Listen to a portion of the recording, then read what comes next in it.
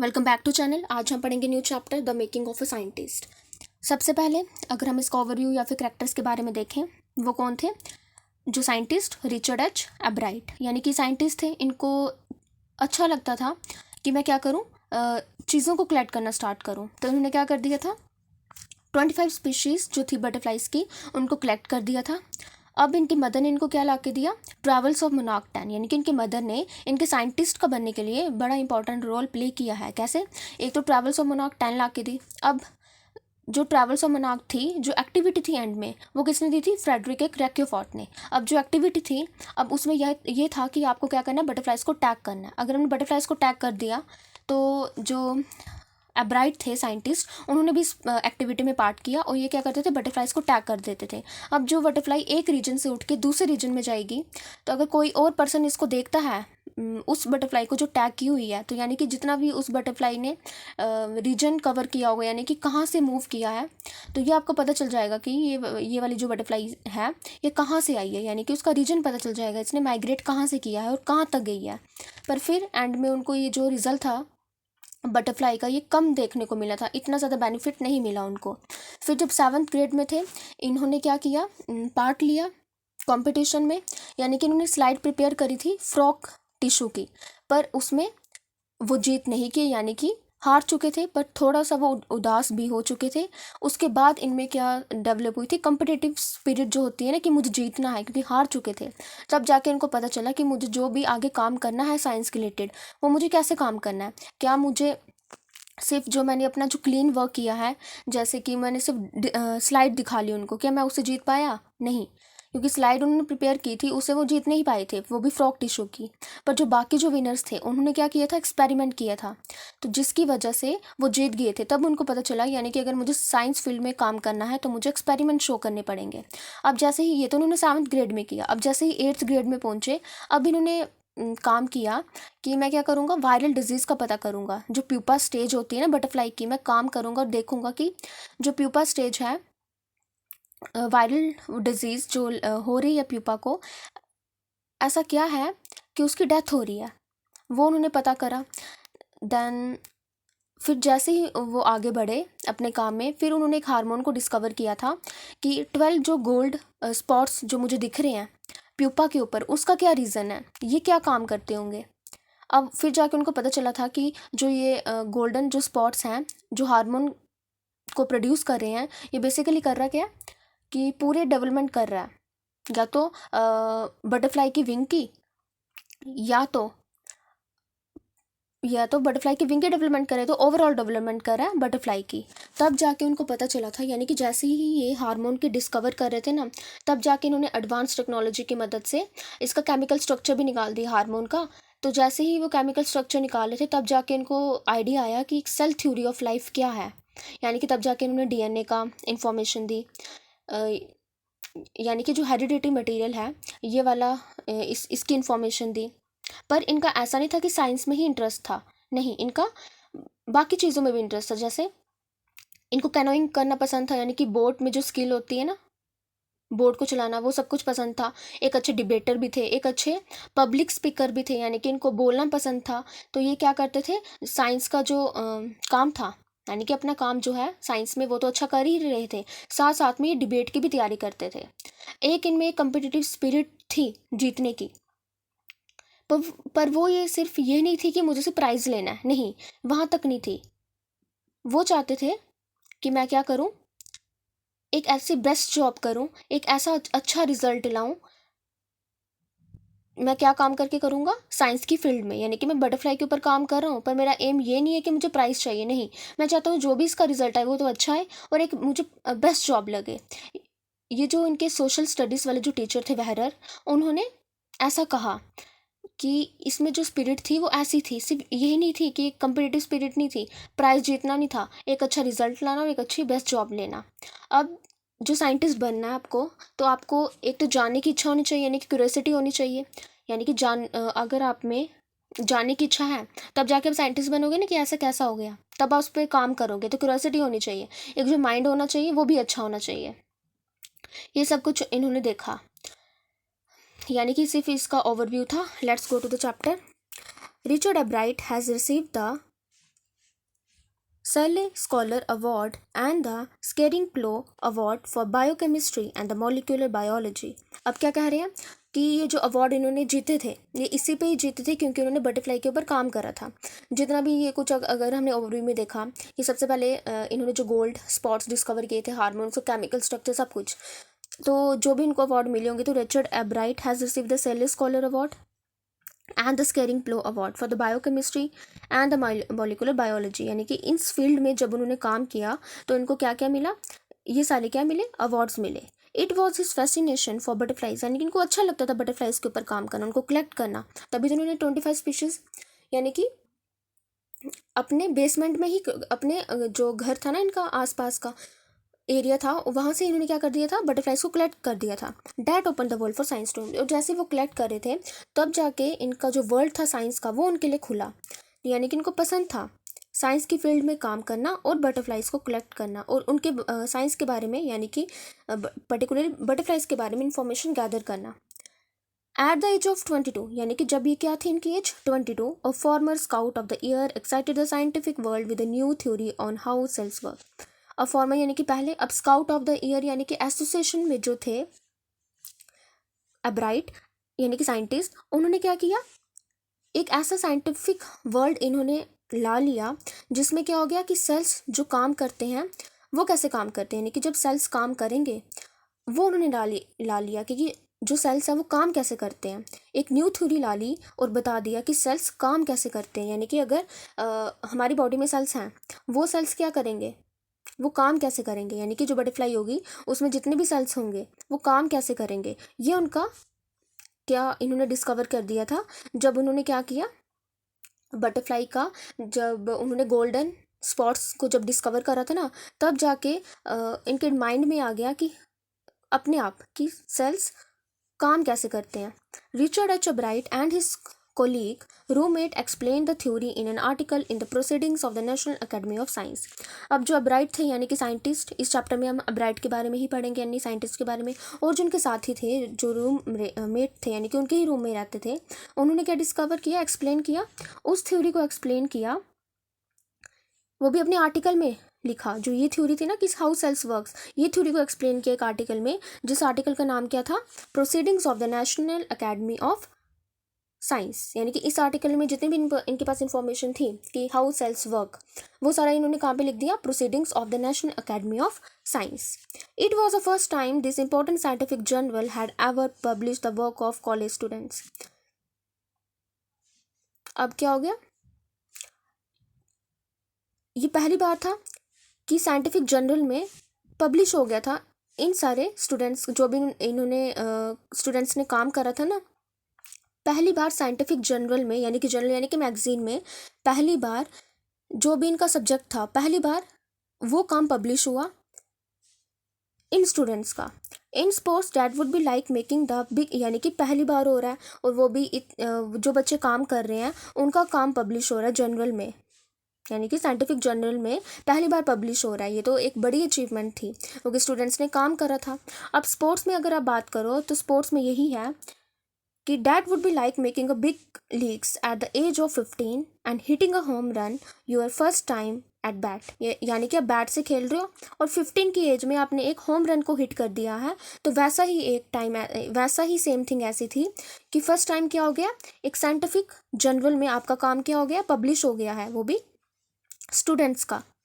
और उसी तरह अगर आप स्पोर्ट में यही काम कर रहे हो और वो भी 15 की एज में आप क्या कर रहे हो, लीग में, यानी कि आप काम कर रहे हो, तो आप फर्स्ट टाइम क्या कर रहे हो, 15 की एज में आप हिट कर रहे हो बैट से और क्या बना रहे हो, होम रन बना रहे हो। For Richard Albright, it was the first in a long string of achievements in science and other fields, and it all started with butterflies। अब जो रिचर्ड अब्राइट थे वो फर्स्ट था उनके लिए, और लॉन्ग स्ट्रिंग ऑफ अचीवमेंट्स थी, यानी कि जितना भी अचीवमेंट्स उन्होंने ली अभी तक, जो उसका लॉन्ग स्ट्रिंग यानी कि लंबे समय तक जो भी उन्होंने अचीवमेंट की साइंस में, वो सब कुछ क्या था, वो कैसे स्टार्ट हुआ उनका, बटरफ्लाई से। यानी कि जो रिचर्ड अब्राइट थे वो फर्स्ट और in a long string of achievement, यानी कि इतने लंबे समय तक उन्होंने अचीवमेंट गैदर की, वो भी साइंस में, वो भी अदर फील्ड्स में, तो वो कैसे स्टार्ट हुआ था उनका, बटरफ्लाई से, यानी कि बटरफ्लाइज ही उनका मेन टॉपिक था, वो बटरफ्लाइज पे ही काम कर रहे थे। और फिर जाके उन्होंने बटरफ्लाइज में ही क्या किया है, यानी कि उसके बारे में इंफॉर्मेशन दे दे के, वो भी यानी कि जब भी कोई कंपटीशन होता था तो उनको क्या मिलता था, प्राइज मिलता था। And only child Ebright grew up north of Reading Pennsylvania, there was not much I could do there, he said, I certainly could not play football और baseball with a team of one, but there are one thing I could do, collect things. As only child यानी कि वही थे bright जो north of reading में थे, यानी कि जो पेनिनसिल्वेनिया की जो नॉर्थ ऑफ रीडिंग था वहाँ पे थे। तो there was not much I could do there, यानी कि वहाँ पे इतना कुछ वो नहीं कर सकते थे। उन्होंने कहा, अब्राइट ने, I suddenly could not play foot, क्योंकि वहाँ पे मैं नहीं खेल सकता था, ना ही फुटबॉल ना ही बेसबॉल। ऐसे ही हमने पढ़ा था, क्योंकि उनके फ्रेंड्स थे ही नहीं। अगर आपको फुटबॉल खेलना है, बेसबॉल खेलना है, तो आपके लिए फ्रेंड्स तो होने चाहिए ना, और एक टीम बना के आप खेल नहीं सकते। तो इतना मैं वहाँ पे कर नहीं सकता था। But there was one thing I can do, वो क्या कर सकते थे, बस चीज़ों को कलेक्ट, यानी कि चीज़ों को कलेक्ट करना कर सकते थे, यानी कि उस टाइम को यूटिलाइज करने के लिए, क्योंकि उनके पास फ्रेंड्स नहीं थे, ना ही वो फुटबॉल खेल सकते थे, ना ही वो बेसबॉल खेल सकते थे, पर कर क्या सकते थे, वो चीज़ों को क्या करना कर सके, कलेक्ट कर सके। Then so he did, and did he ever, beginning in kindergarten, Ebright collected butterflies with the same determination that has marked all his activities. He also collected rocks, fossils, and the coins. अब so he did, and did he ever, beginning in kindergarten, Ebright collected butterflies with the same determination. अब क्या कर दिया bright ने, कि वो क्या करने लगे, बटरफ्लाइज को कलेक्ट करने लगे, यानी उनके पास डिटर्मिनेशन थी, अगर मुझे करना है तो ये करना ही है। अब उनको ये काम करना पसंद था।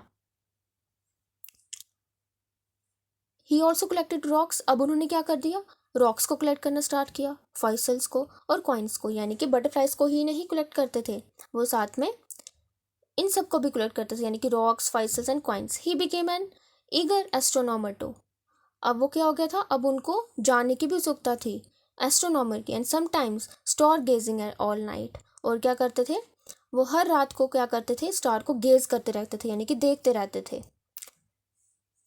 The next, from the first he had a driving curiosity along with a bright mind, यानी कि जो ब्राइट थे, अब ब्राइट थे, यानी कि उनका जो साइंटिस्ट थे उनका ब्राइट माइंड तो था, पर उनके साथ साथ उनको ड्राइविंग क्यूरोसिटी भी थी। अब क्यूरोसिटी यानी कि कोई काम करने की इच्छा, यानी कि विलिंगनेस। अगर आपको कोई काम करना है, अगर आपको बटरफ्लाइज को कलेक्ट करना है, अगर आपको साइंटिस्ट बनना है, अगर आपको कंपटीशन में पार्ट करना है, तो सबसे पहले आपका ब्राइट माइंड हो और उसके साथ साथ आपके पास क्यूरोसिटी भी हो, यानी कि विलिंगनेस हो उस काम करने की। अगर आपके पास विलिंगनेस नहीं होगी तो आप कोई काम कर ही नहीं सकोगे। He also had a mother, अब उनके पास उनकी मदर थी, वो encourage his interest in learning, यानी कि उनके मदर ने बड़ा इंपॉर्टेंट रोल प्ले किया है उनके लाइफ में, अब्राइट की। उनको हौसला दिया, यानी कि इनकरेज किया कि आप लर्निंग की फील्ड में ज़्यादा बढ़ो, अपना इंटरेस्ट दिखाओ। She took him on trips, वो क्या करते थे, उनको ट्रिप्स में ले जाते थे। ब्रॉट हिम टेलीस्कोप्स, उनको उसको टेलीस्कोप भी लेके दिए, माइक्रोस्कोप्स वगैरह, cameras, mounting materials and other equipment, and helped in many other ways, और मदद की, यानी कि अब जो, यानी कि अब अगर आप ट्रिप्स में जा रहे हो, माइक्रोस्कोप के साथ काम कर रहे हो, कैमरास के साथ काम कर रहे हो, तो आपका जो व्यू है, पॉइंट ऑफ व्यू है, वो बढ़ जाएगा।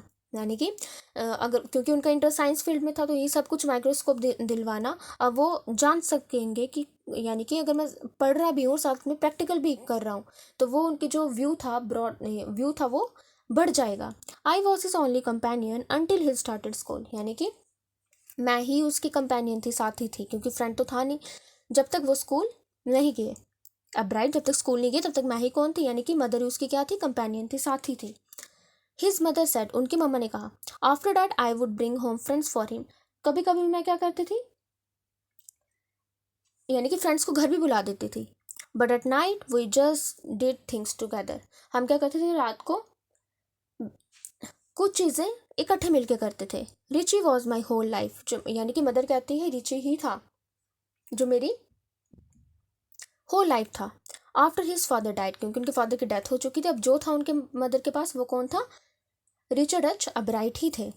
When Richie was in the third grade, जब रिची क्या था, थर्ड ग्रेड में था, यानी कि सब कुछ कब हो रहा है, जब वो अब्राइट थे वो थर्ड ग्रेड में थे, और पूरी की पूरी मदर के लिए जो होल लाइफ था वो कौन था, साइंटिस्ट था जब उनके फादर की डेथ हो चुकी थी। यानी कि उनके मदर कह रहे हैं कि सिर्फ कंपेनियन जो साइंटिस्ट का था वो कौन था, मैं ही थी, जब तक उन्होंने स्कूल स्टार्ट नहीं किया साइंटिस्ट ने। अब कह रहे हैं कि मैं क्या करती थी, कुछ टाइम फ्रेंड्स को घर भी बुला देती थी, पर थर्ड ग्रेड में मेरी जो होल लाइफ, जब वो थर्ड ग्रेड में थे तो मेरी होल लाइफ कौन था, साइंटिस्ट यानी कि ब्राइट ही थे। पर जब उनके फादर की डेथ हो चुकी थी, she and her own son spent almost every evening at the dining room. अब वो कैसे अपना टाइम स्पेंड करते थे, वो भी हर इवनिंग डाइनिंग रूम में बैठ जाते थे। If he did not have things to do, I found work for him. यानी कि अगर अब्राइड यानी कि साइंटिस्ट के पास कुछ काम करने को नहीं होता था, पर उसकी मदर क्या करते थे, वर्क काम ढूंढ लेते थे उनके लिए। यानी कि उनके लिए जितना भी काम था वो ढूंढ लेते थे, पर ऐसा काम नहीं, कोई फिजिकल वर्क नहीं, यानी कि कोई सामान इधर से उधर ले जाना नहीं, कुछ सीखने वाली चीज़ें। His mother said he liked it, he wanted to learn. क्योंकि उसको पसंद था ये सब कुछ करना और वो चाहता था सीखना। क्योंकि सबसे पहले अगर आपको कुछ फील्ड में गेन करना है, क्योंकि साइंटिस्ट बनने जा रहे हो और कर रहे भी किस पे काम करेंगे, बटरफ्लाई के ऊपर, सबसे पहले आपको उसमें आपको वो काम पसंद होना चाहिए, ठीक है, और आप में जानने की इच्छा होनी चाहिए। यानी कि आपको क्या करना है, अगर आप सीख रहे हो आप उसको चाहो भी तो, क्योंकि आपको वो करना है काम, तो करना है तो आप किसी भी हालत में करना है। एंड लर्न ही डिड, और जो साइंटिस्ट को चाहिए था, यानी कि जो भी उन्होंने सीखा था, जो उनको पसंद था करना, जो चाहते थे वो करना, जो सीखा था और उसको, यानी कि वो सीखना चाहते भी थे, वो लर्न करना चाहते थे, वो न्यू न्यू जितना भी कुछ है वो सब कुछ सीखना चाहते थे। तो वो एंड लर्न ही डिड, जो भी उन्होंने सीखा वो उन्होंने सीखा, यानी कि मुझे सीखना है। He earn top grades in school, वो क्या करते थे, जितना भी उन्होंने स्कूल में काम किया, पढ़ा, और उसमें क्या किया, टॉप ग्रेड अर्न किया, यानी कि वो टॉपर थे क्लास के। On every day things he was just like every other kid, his mother said. और यानी कि जो बाकी की चीज़ें थी वो ऑर्डिनरी बच्चे की तरह थी, जैसे हर बच्चा करता है। By the time he was in the second grade, Ebright had collected all 25 species of the butterflies found around his home town. यानी कि पेनिसिल्वेनिया में रहते थे, अब उसके अराउंड जितनी भी बटरफ्लाइज थी और कितनी स्पीशीज उसकी, वो भी 25 वो कलेक्ट कर दी थी जब वो किस में थे, सेकेंड ग्रेड में थे। यानी कि सेकेंड ग्रेड होने के बावजूद भी उन्होंने क्या किया, बटरफ्लाइज की, यानी कि उनका इंटरेस्ट आ चुका था बटरफ्लाइज में, वो भी 25 स्पीशीज को कलेक्ट कर गए थे, और भी अपने होम टाउन के अक्रॉस। आप देख सकते हो ये सारी बटरफ्लाइज ही हैं, और भी 25 स्पीशीज उन्होंने क्या कर दी, कलेक्ट कर दी है। That probably would have been the end of my butterfly collecting. अब यानी कि कलेक्ट तो कर दिया उन्होंने 25 स्पीशीज, अब वो कहते हैं मैंने कलेक्ट कर दिया, पर मेरा जो इंटरेस्ट था ना काम करने का वो ख़त्म होता जा रहा था, यानी कि मेरा कम कम इंटरेस्ट होता जा रहा था। But then my mother got me a children book call the travels of monarch 10। अब एक बुक ला के दी उन्होंने, जैसे उनका इंटरेस्ट खत्म हो रहा था ना, पर उनकी मदर ने अगेन इंटरेस्ट जगा दिया। अगर उनके पास काम करने को नहीं भी होता था साइंटिस्ट के पास, यानी कि ब्राइट के पास, पर मदर उनको काम करने को लगवा देती थी। अब ऐसा काम नहीं था कोई फिजिकल वर्क हो, नहीं, ऐसा काम जो उनको कुछ चीज़ें लर्न करवा सके। तो उन्होंने, उनके मदर ने क्या कर दिया, उनको एक बुक ला के थी जिसका नाम था the travels of monarch 10। That book which told how monarch butterflies migrate to central America. अब उस बुक में ये था कि जितनी भी मोनार्क बटरफ्लाइज है वो ट्रैवल कैसे करती हैं, कहाँ को, सेंट्रल अमेरिका को। Open the world of science to the eager young collector. Eager young collector यानी कि ईगर यानी कि जिसको जल्दी हो कुछ सीखना, अब यंग भी थे, यानी कि 22 एज थी, अब वो कलेक्ट करना भी पसंद था उनको, यानी कि बटरफ्लाइज वगैरह। तो उनके लिए जो साइंस का वर्ल्ड था वो खुल चुका था, यानी कि मुझे इतना वास्ट जो फील्ड है साइंस में वो काम करना है, यानी कि ज़्यादा मुझे कंपटीशन पार्ट करना है, ज़्यादा मुझे रिसर्च वर्क करना है। तो फिर यही था कि अब उस बुक में यही था कि वो जो मोनार्क बटरफ्लाइज हैं वो क्या करती है। अब मोनार्क क्या होता है, एक ऐसी माइग्रेटरी ऑरेंज और ब्लैक बटरफ्लाइज होती हैं, यानी कि जिनका कलर होगा वो ऑरेंज या ब्लैक होगा, और ये लार्ज माइग्रेटरी बर्ड्स होती हैं, यानी कि ट्रैवल करती हैं एक रीजन से दूसरे रीजन तक। पर मेनली आपको ये कहाँ पे देखने को मिलेंगी, नॉर्थ अमेरिका में ये मोनार्क बटरफ्लाइज होती हैं, यानी कि कलर भी देखने को मिलेगा ऑरेंज और ब्लैक। ये माइग्रेटरी होती हैं, यानी कि ट्रैवल करती हैं एक प्लेस टू अदर प्लेस, और मेनली आपको नॉर्थ अमेरिका में देखने को मिलेगी। ये सारी डिस्क्रिप्शन थी मोनार्क बटरफ्लाइज की बुक के अंदर। और यानी कि जितना भी साइंस था वर्ल्ड का, ये इंपॉर्टेंट आ सकता है क्वेश्चन में, पेपर में, कि जो वर्ल्ड है साइंस की वो उनके लिए खुल चुकी थी। किस बुक को पढ़ के, आप जो बुक थी उनके मदर ने ला के दी थी, the travel of monarch 10।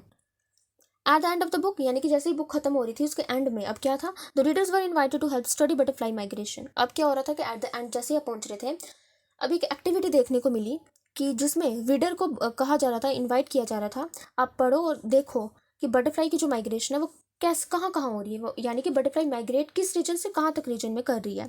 They were asked to tag butterfly, उनको कहा गया कि आप क्या कर दो, बटरफ्लाइज को टैग कर दो। For research by doctor Frederick A Urquhart of the university of Toronto Canada.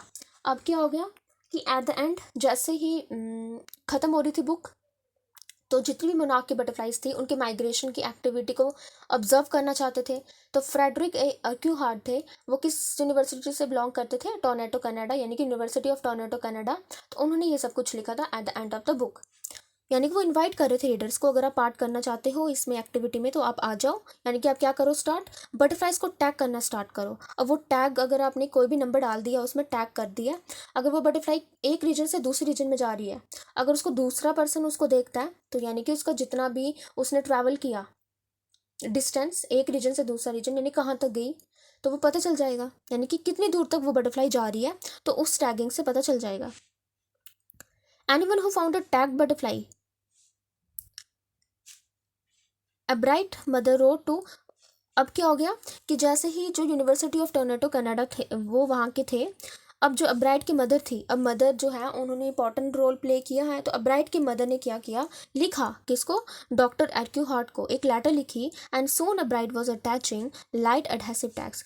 अब क्या होने लगा कि अब्राइट भी उस एक्टिविटी में पार्ट करने लगा, और उन्होंने क्या किया, एडहेसिव यानी कि जो स्टिक हो जाए, यानी कि जो टैग्स थे वो स्टिक हो रहे थे उनके विंग्स में, तो वो विंग्स में चिपका दिया उन्होंने मोनार्क की बटरफ्लाई में। तो एनी जिसको भी ये दिखा, anyone who found a tag butterfly, यानी कि टैग बटरफ्लाई जिसको भी दिखी, तो उसको पता चल जाएगा ये किस रीजन से आई है और कहाँ तक गई है, तो वो भी पता चल जाएगा। तो बेसिकली इनका मेन मोटिव यही था कि इनकी माइग्रेशन कहाँ से कहाँ तक हो रही है।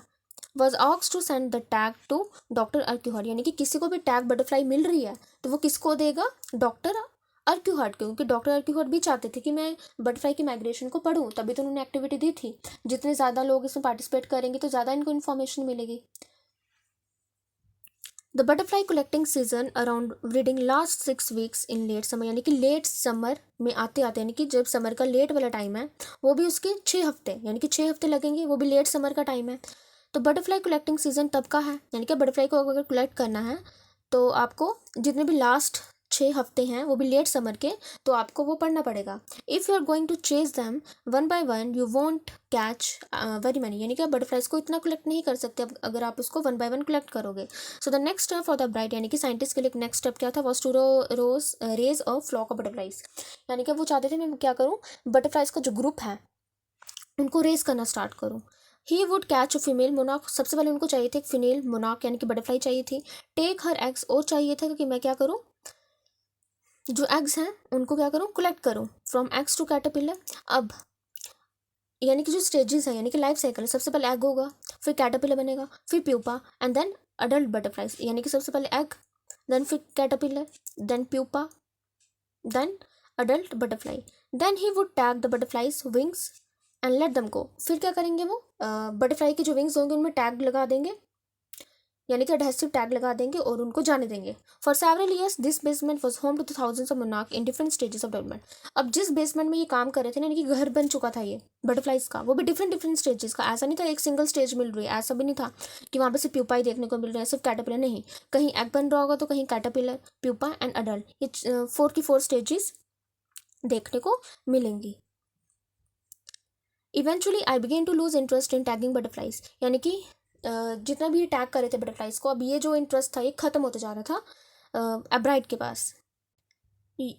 यानी कि जो काम कर रहे थे ना ये टैगिंग का, ये सब कुछ इनके लिए इंटरेस्ट नहीं बचा। It's tedious and there is not much feedback, यानी कि इनका कुछ रिजल्ट नहीं आता, ये इनको टायर्ड कर रहा था, और यानी कि कुछ बोरिंग सा भी बन गया था ये काम, और ये कुछ इनका रिजल्ट भी नहीं आ रहा था क्योंकि टैग कर दिया। अब ज़रूरी है कि अदर पर्सन के पास वही बटरफ्लाई पहुँचे, और ऐसा भी हो सकता है क्या पता वो बटरफ्लाई जो उन्होंने टैग कर रहा है वो लॉन्ग जो रीजन है माइग्रेशन करने के लिए वो करे ही ना, तो उनको कुछ फीडबैक यानी कि रिजल्ट भी नहीं मिल रहा था। अब Ebright said I in all the time I did it he laughed only 2 butterflies I had tagged were we capture, यानी कि इन्होंने टैग तो करा और जो टैग बटरफ्लाइज इनको मिली वो सिर्फ 2 मिली, यानी कि 2 बटरफ्लाइज से वो क्या कर पाए, रिकैप्चर कर पाए, यानी कि दोबारा सिर्फ 2 बटरफ्लाइज ही थी जो वापस से वो कैप्चर कर पाए। And they were not more than 75 miles from where I live, यानी कि जहाँ पे ये रहते थे पेनिसिल्वेनिया में, जहाँ पे इन्होंने अपने बेसमेंट में ये काम करा था, बस जब इन्होंने टैग करा, जो वो बटरफ्लाई थी कितनी दूरी तक गई, 75 माइल्स तक। यानी कि जहाँ तक थी बटरफ्लाई, कितना इन्होंने रीजन कवर किया बटरफ्लाइज ने, सिर्फ 75 माइल्स। यानी कि माइग्रेशन तो यानी कि कम थी, तो इनके पास इतना भी फीडबैक नहीं था, यानी कि कम फीडबैक था। Then in the 7th grade, he got a hint of what real science is when he entered a county science fair and lost. अब क्या कह रही है, जब भी 7th ग्रेड में थे, कौन, एब्राइट, तो यानी कि इनको रियल साइंस का पता चला। अब काउंटी यानी कि रीजन, काउंटी यानी कि रीजन, जितना भी उस रीजन में जो साइंस का फेयर था ना, जितना भी साइंस का फेयर लगा हुआ था, जब वो 7th ग्रेड में थे, तो वो हार चुके थे, यानी कि सैड फील कर रहे थे, क्योंकि जो इनका काम था वो किस पे था, फ्रॉक की टिश्यू पे था। यानी कि इन्होंने स्लाइड प्रिपेयर करी थी फ्रॉक की टिश्यू की। अब क्या हो गया, ये हार चुके थे, पर जो विनर्स थे वो इसलिए जीत पाए थे, इन्होंने ये सोचा कि मैं क्यों हारा, जो बाकी हैं वो क्यों जीत गए हैं। वो यही रीज़न था कि उन्होंने, उन विनर्स ने क्या किया था, रियल एक्सपेरिमेंट्स करे थे। Then in the 7th grade he got a hint of what real science is when he entered a county science, यानी कि रीजनल साइंस फेयर में पार्टिसिपेट करा और हार चुके थे।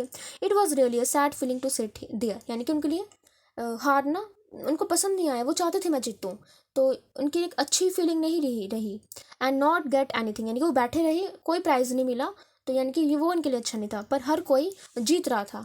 अब्राइट said his entry was slides of frog tissue, यानी कि जो उन्होंने काम किया था वो ये था कि फ्रॉक के टिश्यू पे काम किया था, वो भी स्लाइड्स के ऊपर, विच ही शोड अंडर, यानी कि अगर आपने स्लाइड को प्रिपेयर करा है तो आप माइक्रोस्कोप के अंदर ही देख सकते हो, यानी कि फ्रॉक के टिश्यू को आप विजिबल आंख, यानी कि नेक्ड आंखों से नहीं देख सकते, तो आपको माइक्रोस्कोप की मदद लेनी ही पड़ेगी। तो उन्होंने माइक्रोस्कोप के अंडर उस फ्रॉक टिश्यू को रखा और देखा। He realize the winners had try to do real experiments, अब इनके कंपेयर में कि रियल विनर्स क्यों जीते, क्योंकि उन्होंने क्या किया, एक्सपेरिमेंट करके दिखाया, यानी कि ऐसा उन्होंने एक्सपेरिमेंट करा जिससे वो विनर बन चुके हैं। पर मैंने क्या किया, सिर्फ एक स्लाइड को डिस्कवर दे दिया, माइक्रोस्कोप के नीचे रख दिया, पर अगर मैं भी कुछ एक्सपेरिमेंट करता साइंस के रिलेटेड तो मैं भी जीत सकता था, पर मैंने ऐसा ना किया। तो यही उनको तब समझ आई थी, अगर मुझे जीतना है तो मुझे भी कुछ ऐसा ही काम करना पड़ेगा, not simply make a neat display, क्योंकि नीट डिस्प्ले किसने किया, प्रॉपर वे में फ्रॉक का सब कुछ, टिश्यू का स्लाइड्स, वो किया था साइंटिस्ट अब्राइड ने, तभी वो जीत नहीं पाए थे। अगर आपको जीतना है तो आप क्या करो, प्रॉपर वे में एक एक्सपेरिमेंट करो, तो जिससे मे बी आप जीत सकते हो। Already the competitive spirit that drives Richard Ebright was appearing, यानी कि अब उनके अंदर क्या आ गई थी, कम्पिटिटिव स्पिरिट आ चुकी थी, यानी कि अब मुझे जीतना है। I knew that for the next year fair I would have to do a real experiment, अब यानी कि जो नेक्स्ट ईयर का फेयर आने वाला है, यानी कि इस साल जो फेयर हुआ उसमें तो हार चुके हैं, पर जो नेक्स्ट फेयर आएगा उसमें मैं पक्का जीतूंगा। I have to do real experiment, उसके लिए मुझे क्या करना पड़ेगा, रियल एक्सपेरिमेंट करना पड़ेगा, जो उन्होंने जान चुके थे, यानी कि पिछले साल जो उनको पता चल गया था मैं हार चुका हूँ, अब मुझे क्या करना पड़ेगा, रियल एक्सपेरिमेंट करना पड़ेगा। The subject I knew most about was insect work, क्योंकि वो काम किस पे कर रहे थे, इंसेक्ट वर्क पे कर रहे थे, तो वो वही काम करेंगे ना जिसमें आपको फील्ड में नॉलेज है, आप उसी को ही लेके जाओगे ना फर्दर, तो उनको इंसेक्ट के बारे में नॉलेज थी तो उन्होंने उसको ही फर्दर आगे बढ़ाया। The subject I knew most about was a scientist work I had been doing in the past several years, यानी कि पिछले सालों से मैं किस पे काम कर रहा हूँ, इंसेक्ट के ऊपर काम करूँ, तो मैं फर्दर जो काम करूँगा वो भी किस पे करूँगा, बटरफ्लाइज के ऊपर, यानी कि इंसेक्ट के ऊपर। So he wrote to doctor Urquhart for ideas, अब जो डॉक्टर अर्क्यू हार्ट थे, यानी कि वही साइंटिस्ट थे जो उनके मदर्स ने ट्रैवल ऑफ मोनार्क 10 ला के दी थी। At the end of the chapter, यानी कि बुक, उन्होंने कुछ एक्टिविटी दी थी, यानी कि आप बटरफ्लाइज को टैग करो। अब क्या होता है, यानी कि डॉक्टर अर्क्यू हार्ट को मदर ने लेटर भी लिखी थी, यानी कि टैग करने के लिए, जो हमने पहले पढ़ा। अब क्या होता है, तो अर्क्यू हार्ट को अब लेटर कौन लिखता है, खुद एब्राइट लिखते हैं, आइडियाज़ के लिए, कुछ आइडियाज़ चाहते हैं वो। And back came a stack of suggestions for experiment, की लेटर तो लिखी और रिप्लाई भी आया, और यानी कि अब स्टैक यानी कि पाइल, बड़े सारे उनको सजेशंस, ऐसा नहीं है एक ही मिली, नहीं, बड़ी सारी सजेशंस मिली, और भी एक्सपेरिमेंट करने के लिए, यानी कि उन्होंने इस अब्राइट की मदद करी एक्सपेरिमेंट करने के लिए। अगर आप चाहते, वो भी अब क्या चाहते थे,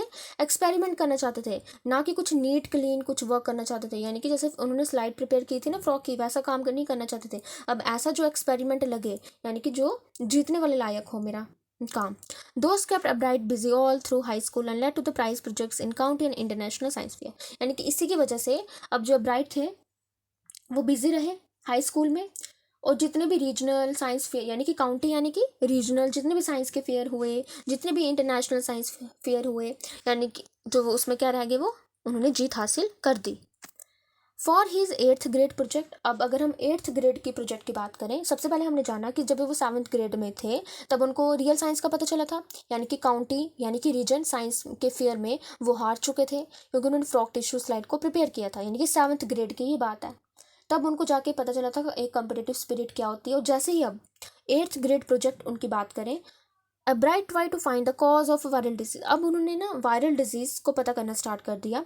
That nearly kills all the monarch caterpillars. यानी कि जो कैटरपिलर है ना, जब उन्हें लाइफ स्टेज के बारे में पढ़ा था, ये वो जैसे पहले एग होता है, देन कैटरपिलर फॉर्म होता है, then pupa, then full butterfly हमारे पास बन जाती है. अब उसी की अगर हम बात करें कैटरपिलर की एक पर्टिकुलर स्टेज की, तो वो उनकी क्या हो रही थी, वायरल डेथ हो रही थी, यानी कि वायरल डिजीज की मदद से कुछ हो रहा था जिसकी वजह से कैटरपिलर की डेथ हो रही थी.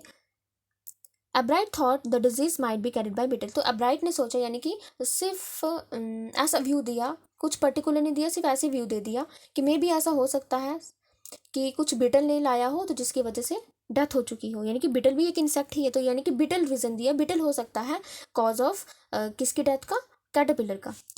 ही tried raising caterpillar in the presence of beetles. अब उनके लिए यानी कि एक नया टॉपिक बन चुका था. अब उन्होंने क्या किया, कैटरपिलर को भी ग्रो करवाया बीटल्स के साथ. तब जाके पता चलेगा ना कि ये इनको मार सकते हैं या नहीं मार सकते हैं, एक वायरल डिजीज है इनके पास, बीटल्स के पास या नहीं है, जब हम कैटरपिलर और बीटल्स को इकट्ठा रखेंगे. I did not get any real result. पर मुझे तो कुछ रिजल्ट तो मिला ही नहीं. He said but I went ahead. पर मैं फिर भी आगे बढ़ा. And show that I had tried the experiment this time I want. पर यानी कि ऐसा नहीं था कि मुझे कुछ रिजल्ट तो नहीं मिला, पर फिर भी मैंने अपने जो भी मैं कंपटीशन में पार्ट लिया था, मैंने ये दिखाया अपना काम, मैं आगे बढ़ा और मैंने ये एक्सपेरिमेंट दिखाया और मैं इस टाइम जीत चुका था. यानी कि अब उन्होंने क्या किया, एक एक्सपेरिमेंट करके दिखाया, यानी कि ये दिखाया, यानी कि मे भी उन्होंने कुछ जिस पे वो काम कर रहे थे, इन्होंने कैटरपिलर भी साथ रखे होंगे और बीटल्स भी साथ रखे होंगे, और इनका आइडिया ये था कि बीटल्स हो सकती हैं, पर जैसे उन्होंने साथ में रखा कुछ उनको सेटिस्फैक्टरी रिजल्ट नहीं मिला. The next year, her science fair project was testing the theory that viceroy butterflies copy monarchs. अब क्या है कि जो वाइसरी बटरफ्लाइज हैं वो कॉपी करती हैं मोनार्क बटरफ्लाइज को. अब यानी कि ऐसा है कि जो वाइसरी हैं वो कॉपी करेंगे मोनार्क को. अब जो वाइसरी हैं वो खाने में अच्छी होती हैं बर्ड्स के लिए, यानी कि वाइसरी कॉपी कर रही है मोनार्क को. अब क्यों कर रही है वाइसरी कॉपी मोनार्क को, क्यों, ऐसा क्या रीज़न हो सकता है. वो रीज़न यही था क्योंकि जो मोनार्क होती हैं उनको बर्ड्स खाना पसंद नहीं है, क्योंकि वाइसरी खाने में पसंद आती हैं बर्ड्स को, तो वाइसरी क्या चाहती है, मुझे ना खाएं क्योंकि मैं बर्ड से बच जाऊं. तो मैं क्या करती हूँ, कॉपी करना स्टार्ट कर देती हूँ मोनार्क को, क्योंकि मैं अगर मोनार्क बन गई, क्योंकि वाइसरी अगर मोनार्क बन गई तो बर्ड्स वाइसरी को खाएंगे ही नहीं, क्योंकि उनको लगेगा बर्ड्स को ये मोनार्क ही है, क्योंकि बर्ड्स मोनार्क को नहीं खाते हैं, बर्ड्स खाते हैं वाइसरी को. क्योंकि अगर वाइसरी चाहते हैं मुझे बर्ड्स नहीं खाएं, एक काम करती हूँ मैं अपने आप को कॉपी कर लेती हूँ किसकी तरह, यानी कि जितने भी पैटर्न्स हैं शेप है उस बटरफ्लाई की मोनार्क की तरह कर देती हूँ, क्योंकि बर्ड्स मोनार्क को खाना पसंद नहीं करते हैं. आप देख सकते हो how is the monarch butterfly, यानी कि जो टॉप में जो बटरफ्लाई है, यानी कि जो टॉप में बटरफ्लाई है वो कौन है, वो है मोनार्क बटरफ्लाई, और जो वाइसरी बटरफ्लाई है वो बॉटम में है.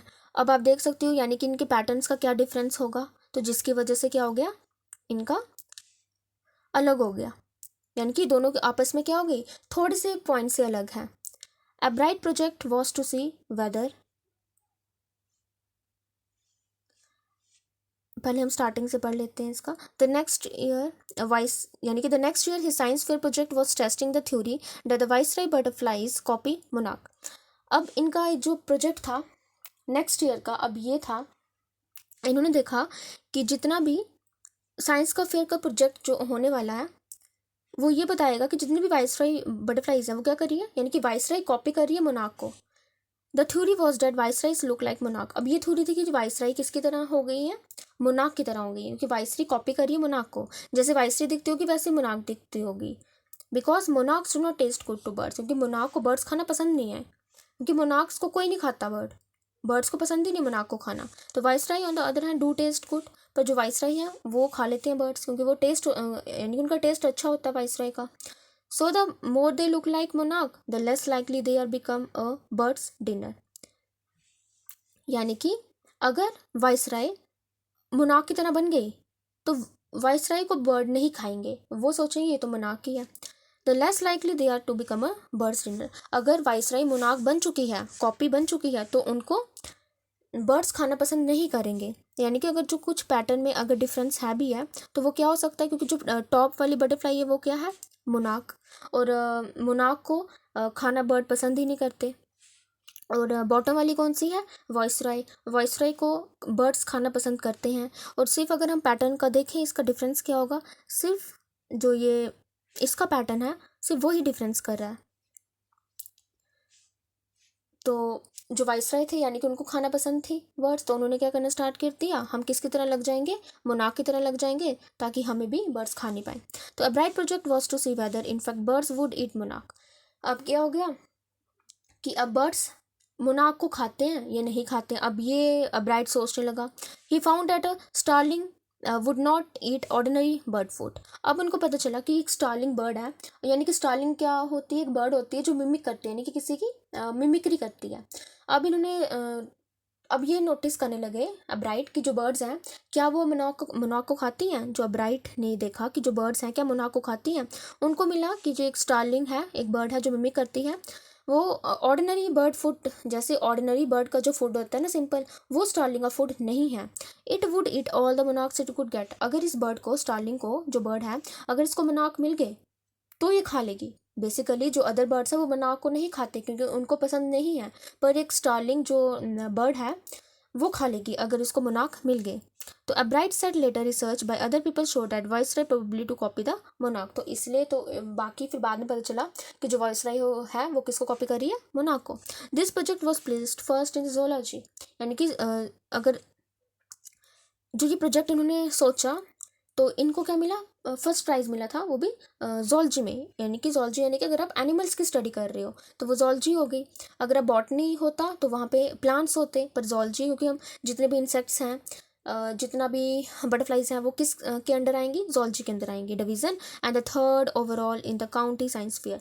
और इसके बेसिस पे यानी कि सब कुछ उन्होंने दिखाया कि यानी कि मोनार्क, वाइसरॉय, जो स्टार्लिंग बर्ड के बारे में, तो जिसकी वजह से उनको क्या हो गया, थर्ड ओवरऑल प्राइज मिला हुआ था, वो भी रीजनल साइंस फेयर में। यानी कि रीजनल साइंस फेयर में वो क्या आए थे, थर्ड आए थे।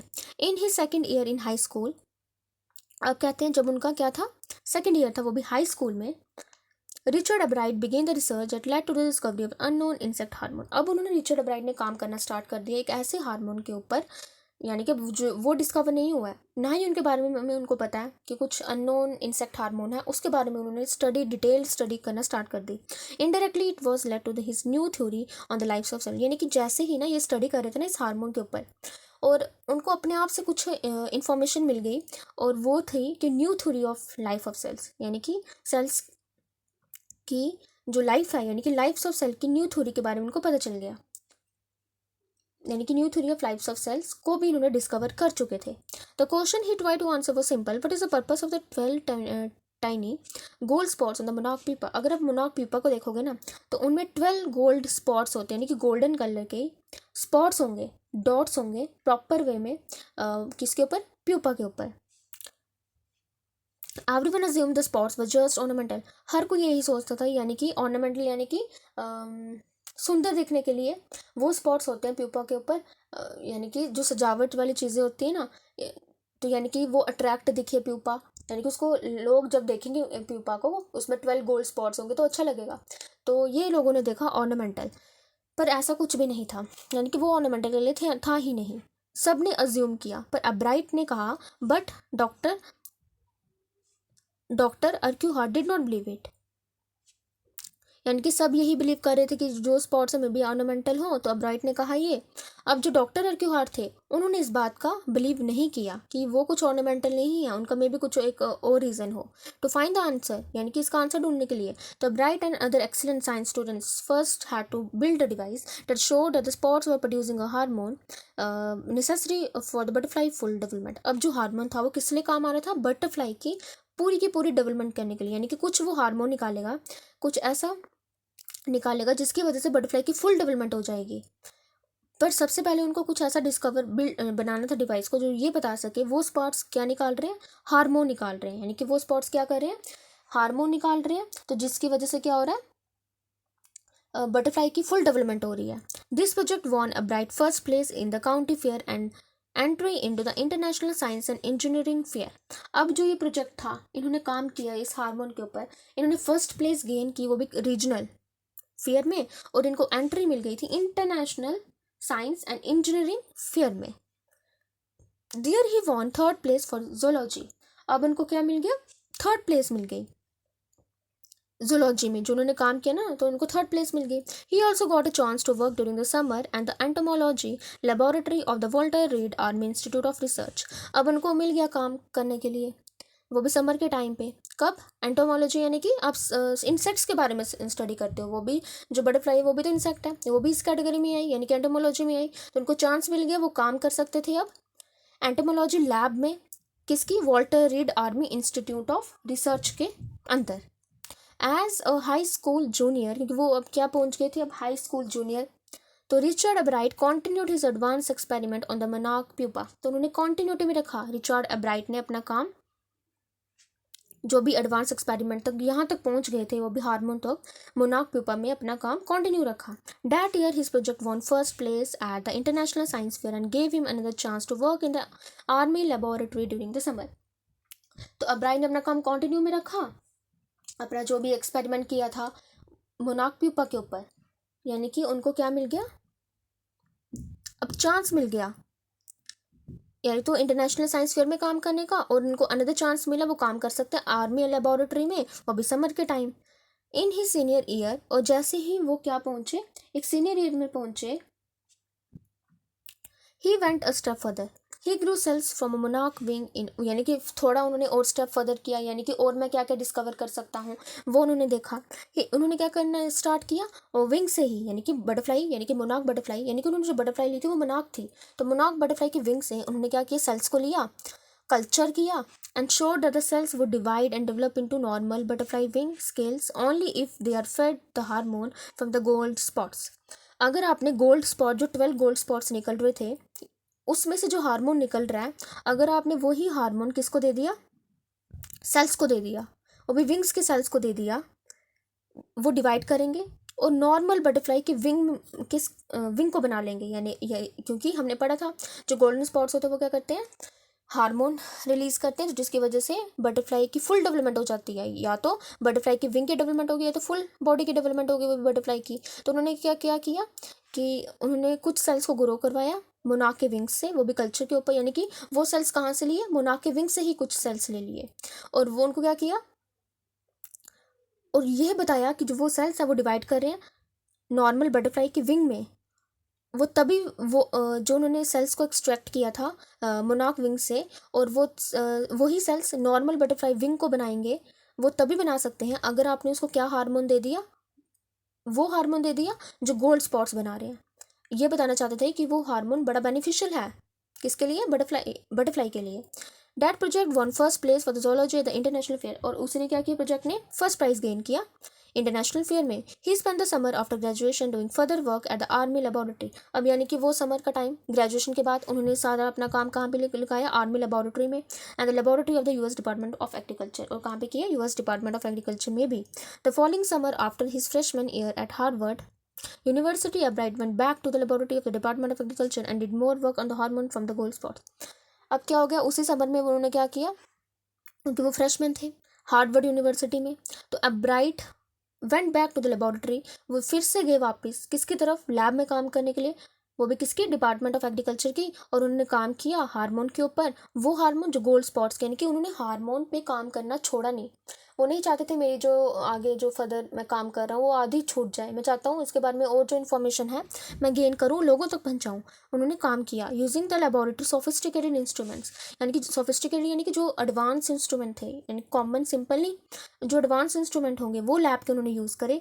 ही was able to identify the hormone chemical structure, तब जाकर उनको क्या मिल गया, हार्मोन जो उन्होंने गोल्ड स्पॉट से निकाला, यानी कि एक डिवाइस जो उनको बता रहा था कि ये जो गोल्ड स्पॉट से हार्मोन निकाल रहे हैं। अब हार्मोन तो है पर उसका केमिकल स्ट्रक्चर, यानी कि वो जो हार्मोन होगा वो किस स्ट्रक्चर से बना होगा वो भी बता दिया, यानी कि इतनी एडवांस उन्होंने सब कुछ बता दिया। Chemical structure. A year and a half letter during his junior year, अब क्या हो गया, अब उनका साल था जूनियर ईयर में, यानी कि एक और आधा साल को मिला के, यानी कि 1.5 ईयर बोल सकते हो आप। जब वो जूनियर ईयर में थे, Ebright got the idea of his new theory about cell life, अब जाके उनको पता चला, उनको आइडिया मिला कि न्यू सेल थ्योरी क्या हो सकती है, न्यू थ्योरी सेल लाइफ की क्या हो सकती है, यानी कि सेल जो है वो डिवाइड कैसे कर रहा है और एक नया सेल कैसे बना रहा है। जैसे हमने पढ़ा था कि जब बटरफ्लाई की विंग से हमने क्या करा, सेल को निकाल दिया, कल्चर में ग्रो करवाया, और उसी सेल से हमने क्या किया, एक और बटरफ्लाई की विंग को बना लिया। पर एक और बटरफ्लाई का विंग वो तभी बन सकता है जब आप उसको हार्मोन दोगे, वो हार्मोन जो गोल्ड स्पॉट से निकल रहा है। अब यानी कि new theory about cell life के उनके बारे में पता चल रहा था। It came while he was, ये तब उनको पता चला जब वो क्या कर रहे थे, एक्सरे को देख रहे थे, फोटोज़ को देख रहे थे ना, एक्सरे की फोटोज़ को, तब उनको ये पता चला। वो फोटोज़ किसकी थी, ये केमिकल स्ट्रक्चर ऑफ हार्मोन की थी, क्योंकि उन्होंने सोफिस्टिकेटेड इंस्ट्रूमेंट के यूज़ से एक केमिकल स्ट्रक्चर ऑफ हार्मोन निकाल दिया था। तो उसके एक्सरे को वो देख रहे थे, तब जाके उनको ये कुछ उन्होंने डिस्कवर कर लिया, उनको आइडिया आया new theory about cell life. When he saw those photos, और जैसे वो एक्सरे फोटोज को यानी कि देख रहे थे, एब्राइट डिड नॉट शाउट, तो यानी कि एब्राइट कुछ एक्साइटमेंट हैप्पीनेस से कुछ नहीं बोले, did not shout eureka, eureka यानी कि विक्ट्री वाला साइन जब आप कहते हो, पर उन्होंने ऐसा नहीं कहा, यानी कि जीत चुके थे इतना कुछ, केमिकल स्ट्रक्चर हार्मोन के बारे में सब कुछ लोगों तक पहुंचा भी चुके थे। उन्होंने यूरेका यानी कि विक्ट्री नहीं कहा, और even I have got it यानी कि मुझे मिल चुका है जो मुझे चाहिए था वो भी नहीं कहा। But he believe that along with his findings about insect hormone the photos give him the answer to one of the biology puzzle, यानी कि वो देखते उस फोटो को देखते देखते उन्होंने एक न्यू चीज़ डिस्कवर कर ली, यानी कि वो देख रहे हैं फोटो को, एक और चीज़ उनमें डिस्कवर कर दी, वो क्या थी, एक बायोलॉजी की पजल, यानी कि एक बायो की घुमाने वाली पजल थी। वो ये थी, how the cells can read the blue print of its DNA, यानी कि जो सेल्स हैं वो कैसे रीड करते हैं ब्लू प्रिंट, यानी कि बेसिस ऑफ डीएनए, यानी कि वो कैसे डीएनए के बेसिस को पढ़ेंगे, सेल्स हैं वो डीएनए को कैसे पढ़ेंगे, ये कुछ उन्होंने डिस्कवर कर दिया था। DNA is a substance in the nucleus, अब हमें पता है जो डीएनए है वो एक सबस्टांस है और सेल के न्यूक्लियस में प्रेजेंट होता है, यानी कि न्यूक्लियस के अंदर आपको डीएनए मिल जाएगा, जो क्या कंट्रोल करेगा, हेरिडिटी, यानी कि एक जनरेशन टू अदर जनरेशन में जाना है तो कौन जाएगा, एक generation to other generation, DNA, तो यानी कि डीएनए कौन रहा, हमारा हेरिडिटी मटेरियल रहा। It determines the form and function of the cell, और ये काम आएगा कि फॉर्म और फंक्शन को पता करने, यानी कि सेल का जो काम है, फंक्शन है, वो कैसे कर रहा है ये बताएगा। यानी कि एक सेल है, प्रॉपर वे में सब कुछ उसको कंट्रोल कौन कर रहा है, यानी कि वो डीएनए है, तो ये बता देगा कि सेल आगे जाके क्या फंक्शन करेगा, क्या स्ट्रक्चर उसके पास आगे जाके बनेगा, वो डिपेंड करेगा उसके डीएनए के ऊपर। दस DNA is the blue print of for life, तो डीएनए क्या है, ब्लू प्रिंट है, यानी कि बेसिक है पूरे लाइफ का। Ebright and his colleague roommate James और Wong worked all that night drawing pictures and constructing plastic models of molecules to show how it could happen. Together they later wrote the paper that explained the theory. अब यानी कि अभी चाहते थे हम क्या करें, इस सेल थ्योरी को एक्सप्लेन करें, तो देन उन्होंने क्या कर दिया, उनके और कोलीग जो रूममेट था उन्होंने क्या किया, उनका नाम था जेम्स और वोंग, उन्होंने क्या किया, हर रात को पिक्चर्स को ड्रॉ करते थे, प्लास्टिक मॉडल्स को बनाते थे, वो भी मॉलिक्यूल्स का बना हुआ, क्योंकि उनको पता था अगर मैं इसको बना के दे दूंगा, लिख के दे दूंगा, तो यानी कि मे भी कुछ अच्छा रिजल्ट ना आए, तो मैं चाहता हूँ एक्सपेरिमेंट करना, क्योंकि उनको पता चल गया था जब वो हार चुके थे, तो अभी उन्होंने क्या किया, प्लास्टिक मॉडल्स बनाए मॉलिक्यूल्स को और बताने लगे ये कैसे हो रहा है। Together they letter road the paper that explain the theory, और फिर उन्होंने पेपर भी लिखा, और जितनी भी थ्योरी उन्होंने डिस्कवर की, सेल की थ्योरी को, सब कुछ उन्होंने क्या किया, यानी कि लिख दिया और पब्लिश भी करवा दिया, लोगों तक पहुंचा भी लिया। सबसे पहले उन्होंने क्या किया, प्लास्टिक के मॉडल्स को प्रिपेयर किया, पिक्चर्स को ड्रॉ किया, दोनों ने इकट्ठे मिलके पेपर को लिखा और एक्सप्लेन करा थ्योरी को। Surprising no one who knew him, Richard Ebright graduated from the Harvard with the highest honours, second in the class of 1510। अब क्या हो गया, यानी कि जो अब्राइट को नहीं जानते थे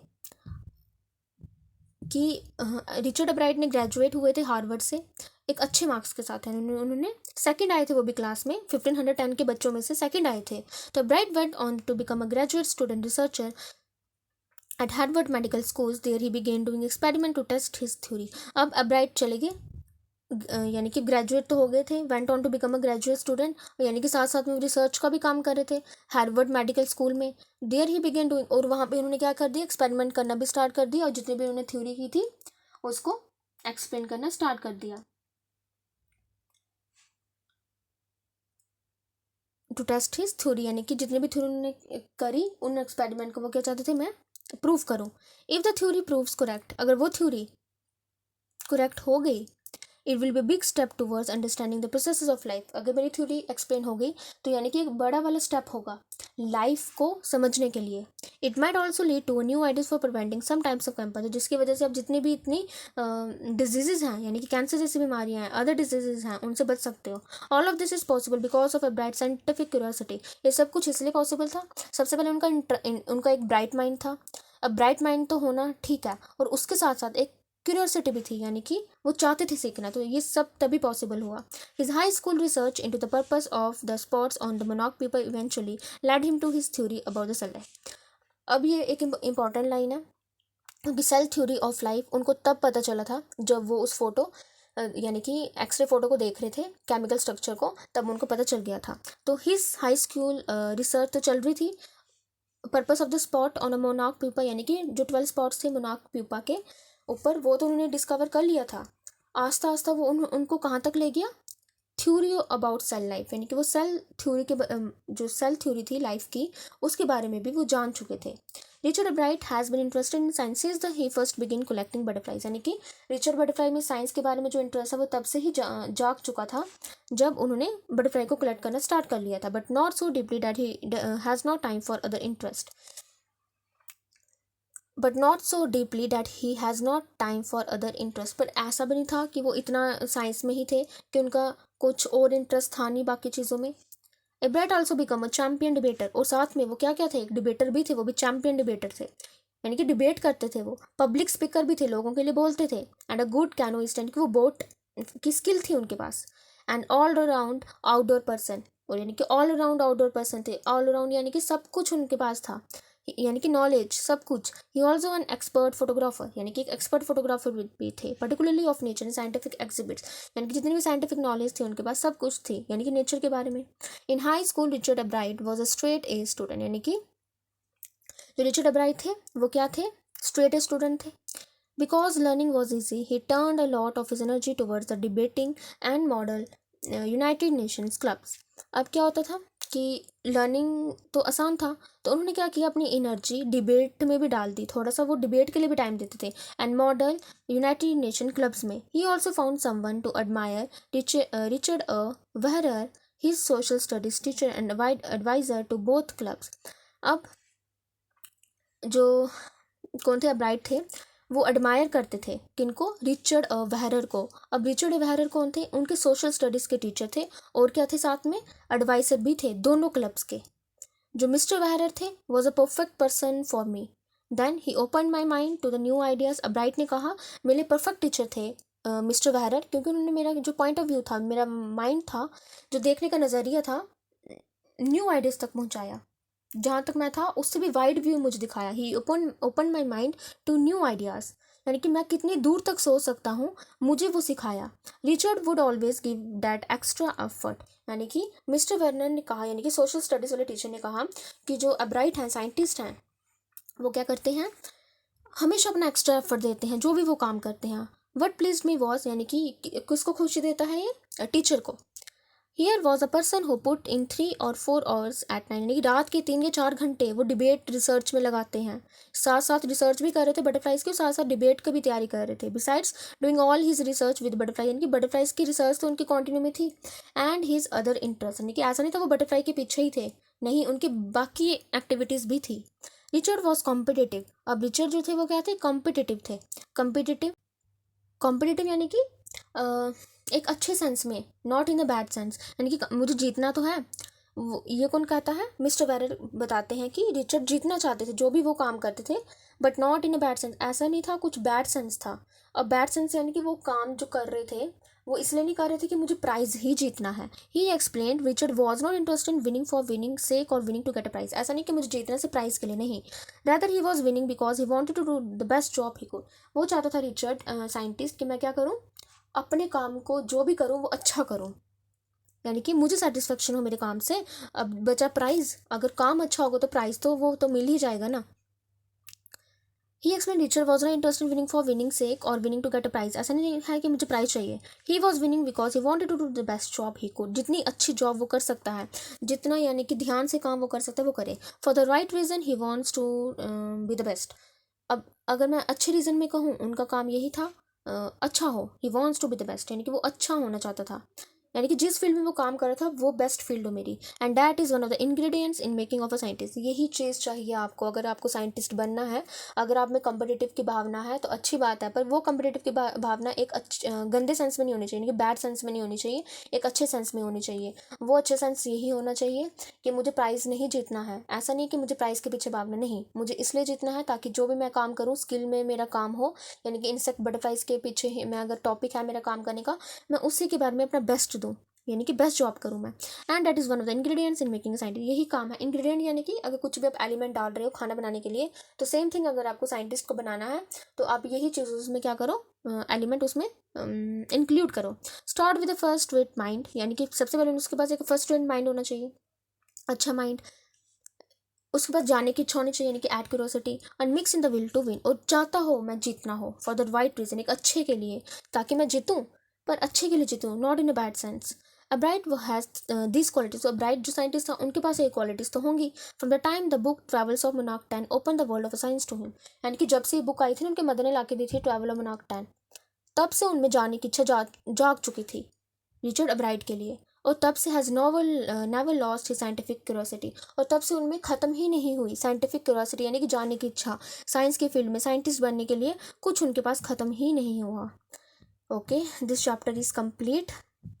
The summary will come in the next video. I hope you like this video. Do like, share and subscribe with others. Okay, thank you.